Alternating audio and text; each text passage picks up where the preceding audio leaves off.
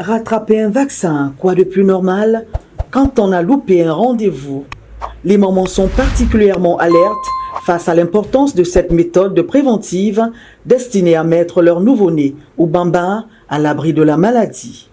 L'oubli étant humain, l'on peut laisser passer un rendez-vous. Du coup, il est important de savoir quel vaccin et quand inoculer tel ou tel autre produit. C'est ce qu'explique Ginette Patricia Amvan, puéricultrice au centre de santé de Louis. Ce sont des vaccins de l'UPEV, donc programme élargi de vaccination. Nous avons le BCG. Le BCG, lui, son rôle, c'est de vacciner les enfants contre la tuberculose. D'accord? Et après 6 semaines, les enfants reviennent pour faire leur penta.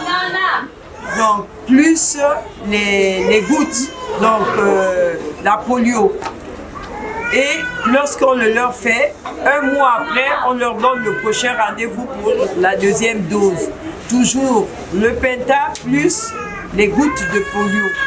Ne pas respecter ou prendre chaque dose de vaccin expose l'enfant à des maladies qui pourraient plus tard nuire à sa santé et à son plein épanouissement, comme l'a indiqué cette spécialiste. Un enfant qui n'a jamais été vacciné, il nous revient, il a peut-être aujourd'hui 9 mois. Nous sommes obligés de le faire son vaccin contre le BCG. D'abord, le BCG, lorsqu'un enfant n'a pas le BCG, il s'expose à la tuberculose. Et vous savez comment la tuberculose est une maladie très foudroyante. Et cet enfant, il nous attrape la tuberculose. Soyez-en sûrs que c'est un enfant que nous allons faire parce que les médicaments de la tuberculose sont excessivement très forts pour ce genre d'enfant. Ici, au centre de santé de Louis, la campagne de vaccination organisée par le PEV, le programme élargi de vaccination, continue de battre son plein. Tous les bébés retardataires sont attendus et c'est gratuit.